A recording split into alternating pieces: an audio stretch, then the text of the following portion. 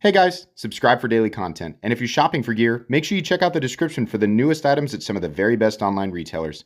There's also links for some of the items that I personally recommend. Thanks! What's going on YouTube? Metal Complex here, and today I've got another interesting knife review / knife overview to share with you guys.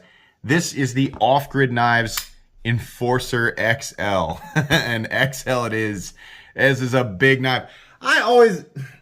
Off-Grid knives always put a smile on my face because they're done like in a way where the excess is excess that I like, and everything else is functional and purposeful, right? The designs have traditionally been very good. So I really enjoy sharing off-grid knives with you guys because they're not super expensive. I will link this knife. It's absolutely available right now, or it should be at the time that you're seeing it. I'll absolutely link this guy right down below. It should take you to his website.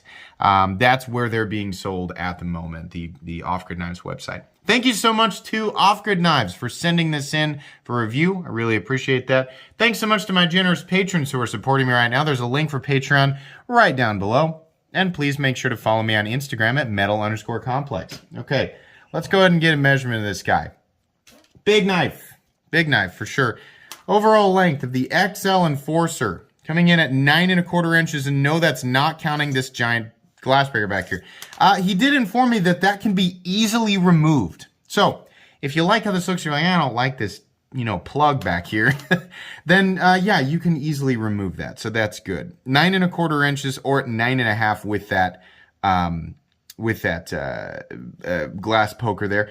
The blade is actually, it's right at 4 inches. And then the cutting edge is coming in at about 3.8.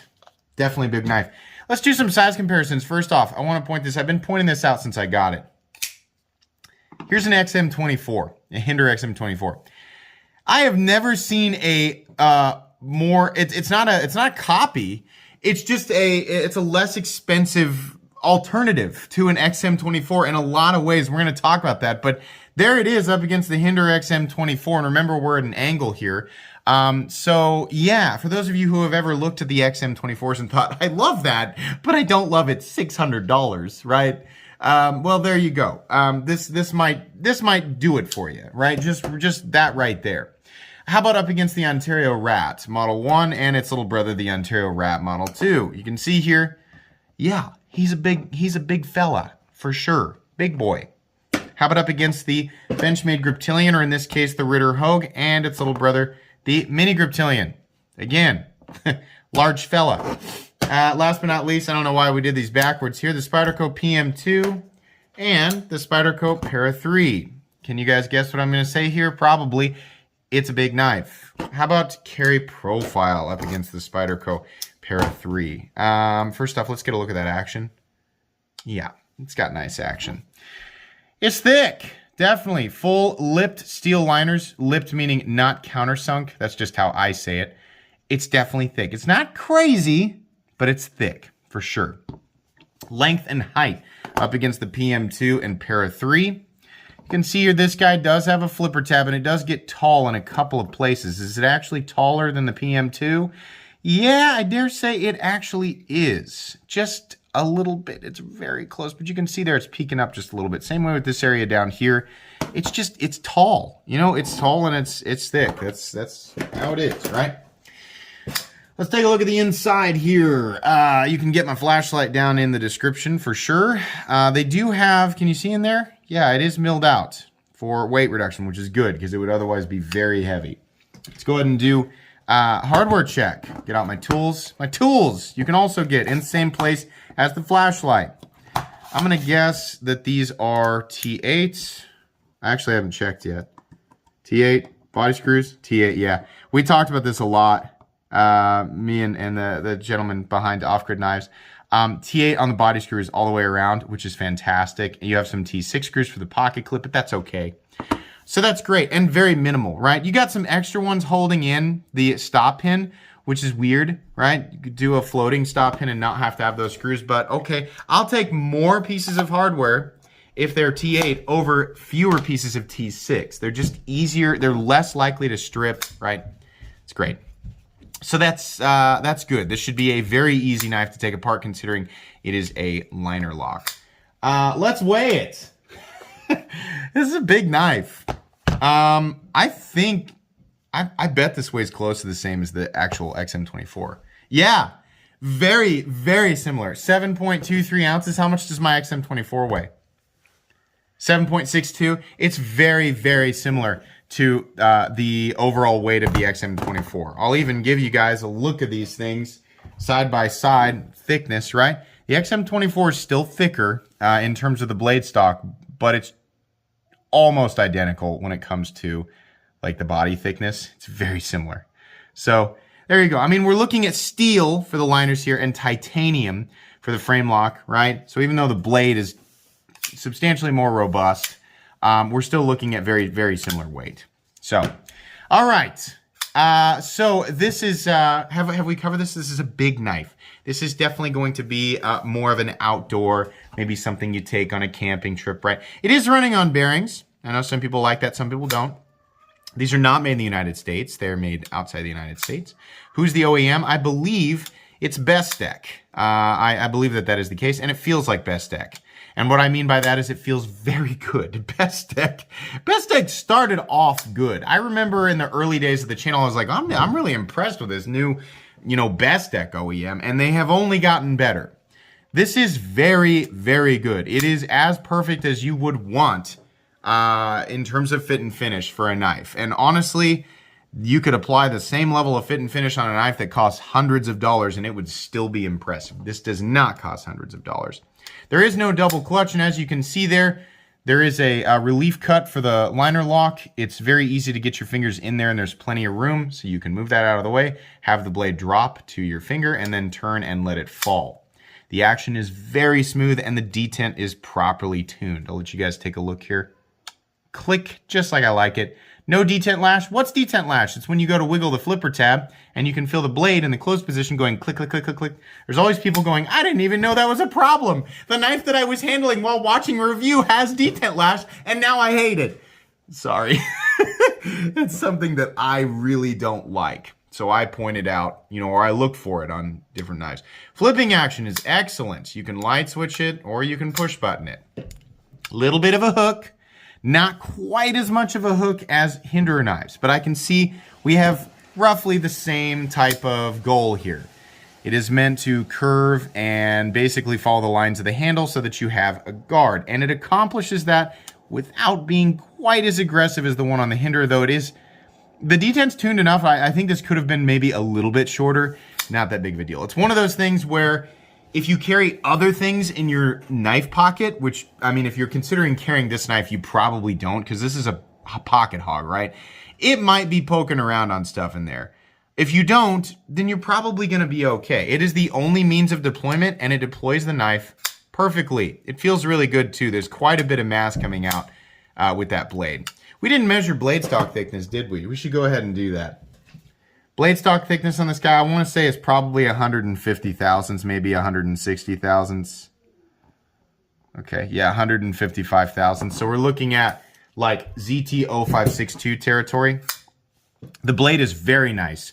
These types of blades have become very preferable day to day for me, whether I'm doing simple stuff or I'm outside working, right? We have a very robust flat that carries out about 85% the length of the blade. The blade drops to not a laser beam, but honestly, it's pretty impressive. Do I have a piece of paper that I can cut here for you guys real quick? Probably. There's some notes here on that. I think these are old notes, so I'll just give her a quick slice here real quick. Yeah, it's definitely not like it's not the thinnest thing in the entire world, but yeah, no problem. I mean, it's going to carve right through something like paper pretty easily, but the edge is impressive, and that's something that I see from Bestech. The edges are done nicely. They drop nicely, even if you start with a fairly thick spine.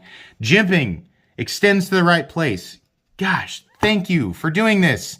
When I'm choking up, and by choking up, I mean like putting my index finger in the furthest points, right? Trying to get as close to the blade as possible. If I need to put my thumb on the spine, so many companies just cut the jimping off like back here. I'm not going to put my thumb back. I'm going to put it up here. If I'm going to do something like this, right? Maybe I'm going to want to hold it. Okay. Maybe there are some situations where you're going to have your thumb back here, right? But for me, if I'm going to do something delicate or precision, like if I'm trying to like carve something up or splits, that's where I'm going to put my thumb.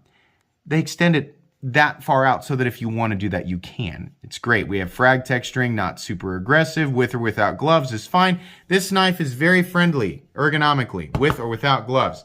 I will say the diamond texture on here is fairly aggressive, but it's large enough and the little individual diamonds are knocked down enough, or they're not aggressive enough, that it's not the worst thing in the world. Like if I'm squeezing this as hard as I can, surprisingly, it's really not all that bad.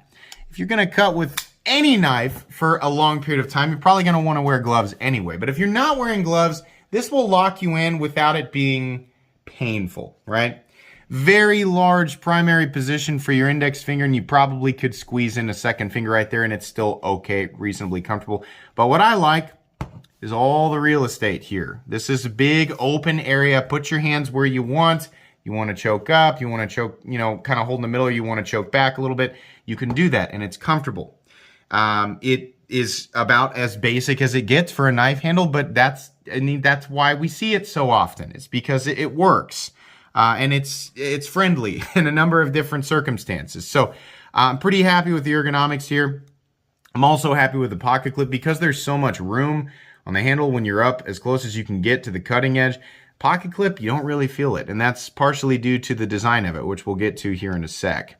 So anyways, we do have a tip, and there's a reasonable amount of material carried out to the tip.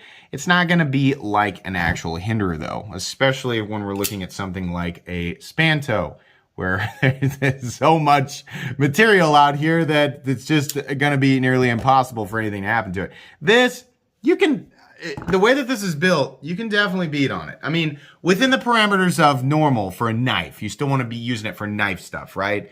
You don't need it for, you're not trying to build a diving board with it. You're not trying to, this isn't a grappling hook, right? It's not a hammer. My knife's a hammer.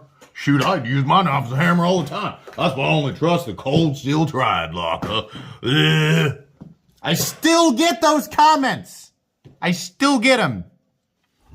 Anyways, yeah, don't do that kind of stuff with your knife and you'll be fine, right? This is D2. So reasonably tough, and Bestech and combination Off-Grid and Bestech have been a good team. Bestech does a good heat treat on D2, so it's going to be fine. I'll be honest here, because of the price, I think I would have liked to see something else, and I did talk with him about this. D2 is still an acceptable steel in the budget knife world. This isn't quite a budget knife. D2 is still a good steel. It's not like 8CR13 MOV where it's like, no matter how much the knife is, it's just not good, right? No, D2 is still a good steel, but I told him, I said, I'd really like to see you work with 154CM and 14C28N. And he was like, yeah, I appreciate that. And so nobody's making any promises, but we did talk about steel a little bit.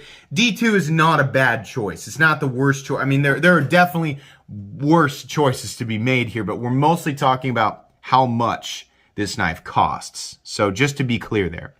This has a black washed finish. I like this. I wish that this was also offered in their kind of gray tumbled finish, right? It's not quite as reflective as something like the Ritter Hogue, but they do a good job with it. And I'm always happy to see the contrast between those two finishes. I believe it wasn't, not the Tracker X, the Alpha Dog. The tumbled finish on the Alpha Dog was awesome. I wish that we had two options here. The black G10 with this and the black G10 with the tumbled finish, right? I think it's probably also a good idea, and I know that this makes things more difficult for off-grid knives, but I think it's probably also a good idea to offer your basic 10 G10, which looks very similar to the micarta that I've got on the PM2, at least in terms of the color, and then the OD green, which this isn't actually G10, it's the nylon, but that is also, it gives people enough variety. I think that people like that. And I know it's like, add another finish and then add 3 more scale colors, right? It complicates things. But this is the only choice that we have. We have all black. And this is a good design. If you guys can't tell, I like this a lot. So it'd be nice to see it offered in some different flavors, right? I like big knives a lot. And, one of the questions that I had immediately is that this is the Enforcer XL, right? So there must be a regular Enforcer. I can't find one. If there is, I wasn't aware of it. I think this knife would do great at about 7.5 inches. Let's see where that would be. Honestly, you could do an 8-inch version of this, and it'd be great. I think a 7.5 to 7.75 inch version of this would also be excellent and keep kind of some of these more robust elements. I think people would absolutely love it. But I like this. I like this XL version a lot. Moving on here. This is a knife that they can have the pocket clip mounted on the left-hand side. This is kind of a goofy area. For some people, it's really going to bother them. It's kind of like what Hinderer does with the filler tab thing, except there's no filler tab here. It's just a slot. I don't really care, personally. I think it's good that he has a position so that left-handed people can carry it, because this is very easy to manipulate with your left hand, even if you are, even considering that this is a right-handed liner lock. You can see there I'm having no trouble manipulating it, so that's fine. It has a glass breaker, which I don't care for, but like I said, it can be easily removed. So I would imagine you just pull the backspacer out, and then you can pull this out, and then you can put the backspacer back in, and you should be okay. The pocket clip is excellent. We have a truly deep carry pocket clip, which is going to work well with this design, keeps everything in the pocket. We have recessed screws down there, and then we have a bill that is not a perfect swoop, but it does ramp and continuously rise, which means it should be easy in and out of the pocket, which is really important because there's texturing on the backside. I think it would be a good idea to have a flat, smooth surface underneath that pocket clip so that we don't have knives like this. This is a good texture pattern. Really good for being outside, slippery, wet environment. It's not going anywhere. Definitely not going anywhere. It'd be nice to have one area underneath that pocket clip where it's smooth to be able to get it over because you're gonna fight it a little bit. Thanks to the design of the pocket clip, not too much. You can still get it in and out of the pants, but it'd be a little easier and it won't fray the pockets up because this is a fairly aggressive texturing. Not insane, fairly aggressive, right? Liner lock. Fairly robust liner lock. Locking up at about 40%. Let's look at the line on there. It's about 50%, right? No blade play, up, down, left, or right, and it is absolutely perfectly centered. Perfect. This is cool. I like this design a lot, but I might be a little biased because, again, I'm a huge Hinderer fan, and it's very Hinderer-y. It's not a copy. Not at all. There's way too many differences here, guys, for this to be a copy. But it's similar enough to where I get strong Hinderer vibes from it, and I like that. I like the blade shape. I like the design. Although little elements here, right, like the texture pattern and the real estate on the handle, right, the robustness in the hand. It screams, knife that can be taken out and used. Well, it's not phosphor bronze, so it's not truly a hard-to-use folding knife. In my experience, bearings do pretty good, right? You have to really be like, well, part of my day involves dumping sand in my knife, so it doesn't really work out for me.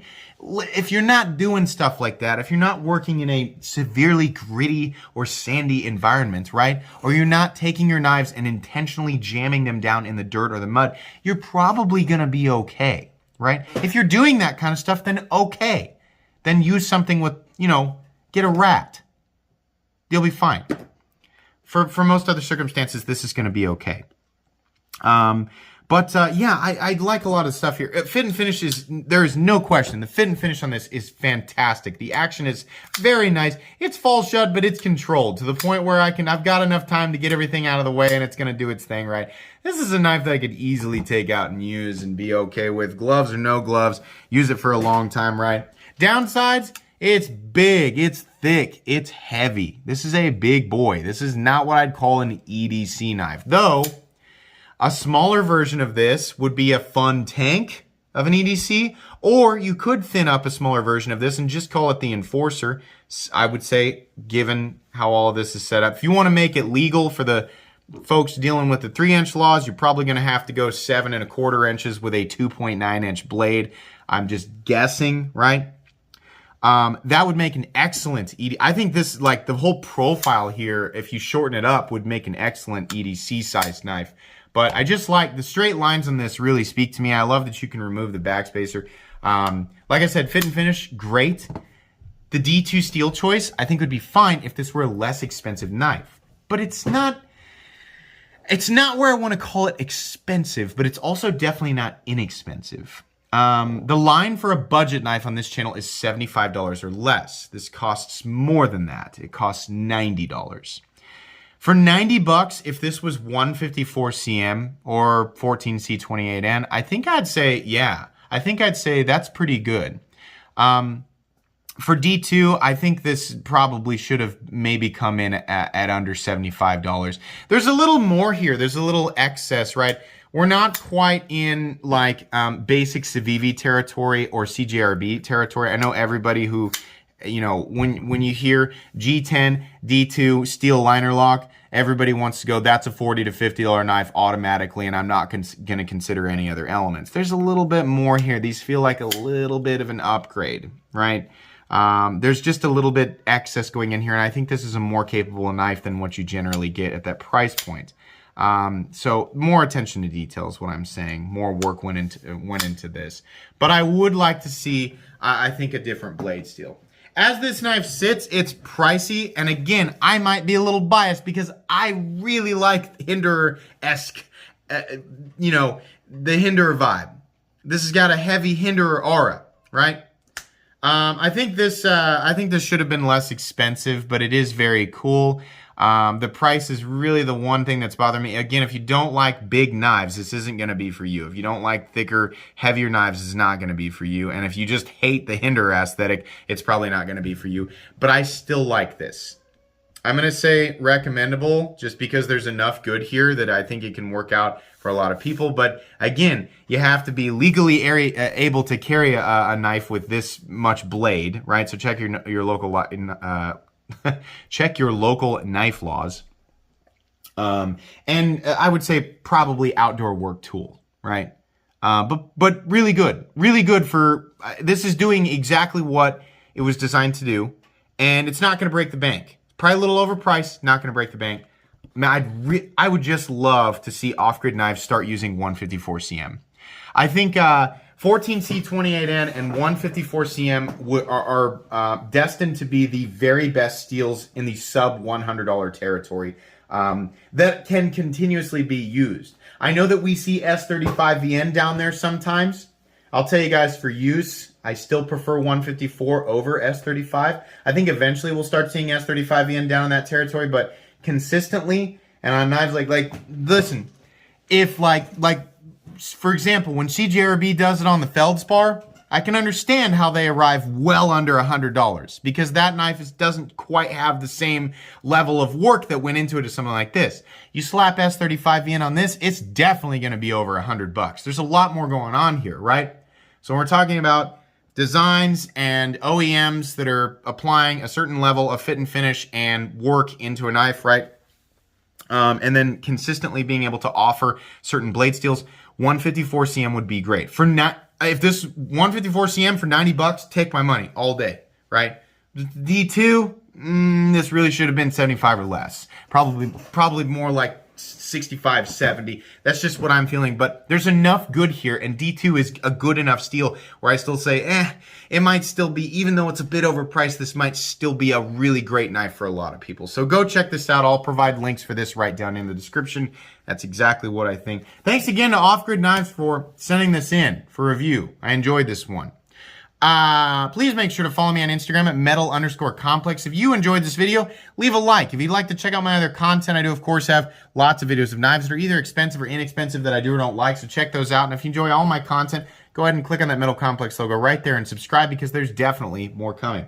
Thanks again for watching, everybody, and have a great day.